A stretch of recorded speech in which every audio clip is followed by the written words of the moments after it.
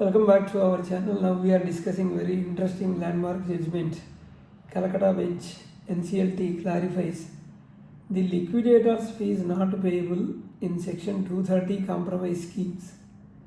In one of the most very important clarifications under insolvency bankruptcy code, the National Company Law Tribunal Kolkata bench held that liquidator cannot charge any fee from proponent of compromise or arrangement. The scheme filed under section 230 of Companies Act 2013. This ruling decisively interprets regulation 2B of IBC liquidation process regulations and regulation 21EA8 liquidations. This is liquidation cost exclusion and the statutory boundary between liquidation and revival. So let us understand why this judgment matters and what the law actually says, and how this impacts the liquidators, scheme proponents and the professionals. In this case, this is Anil Goyal, Mr. Anil Goyal, liquidator of Varsana Ispat Private Ispat Limited versus Akshay Jhunjhunwala. This is the case. Here the core legal issue before Honorable NCLT is, can a liquidator claim or recover fee from section 230 scheme proponent by treating such fee as a liquidation cost? We'll see section 230 of Companies Act 2013, which enables compromise or arrangement even during liquidation. The objective is to revival of the corporate debtor.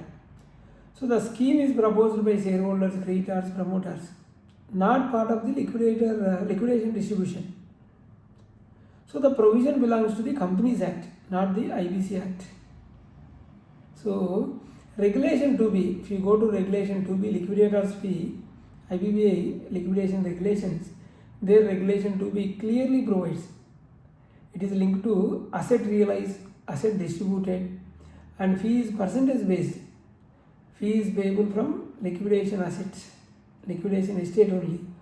So there is no provision permitting recovery of these fees from scheme proponents or from third parties or from section 230 applicants.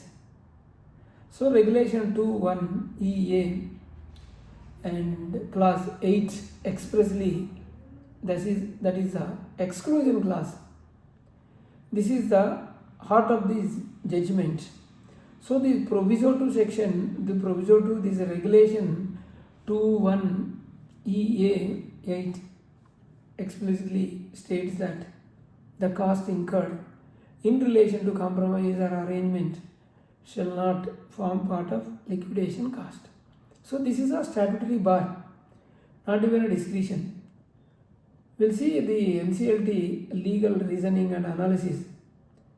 So there are 4 findings from NCLT. The first one is section 230 proceedings are not liquidation proceedings.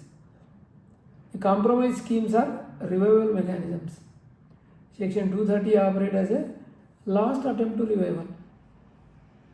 So therefore, the cost of revival cannot be imposed as a liquidation cost. And finding 2 of NCLT is regulation 2B does not authorize fee recovery from scheme proponent. Regulation 2B, this is exhaustive. It only allows fee from asset realization, asset distribution, and not enabling clause for charging scheme proponents.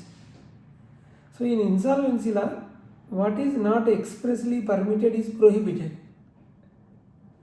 And there is a third finding, that is express statutory bar override practice. Even if liquidator facilitated meetings, assisted in the process, the tribunal held equity cannot override express statutory prohibition.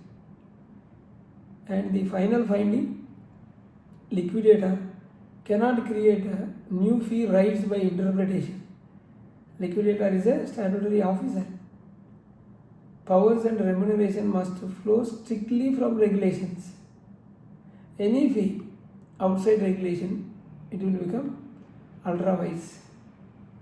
So the final ruling from Honorable NCLT, no liquidator's fee is payable, and it is categorically held that no recovery from scheme from section 230. So the scheme proponent permitted, and such costs cannot be included in the liquidation costs. Hope we are clear. So this is the Honorable NCLT final judgment.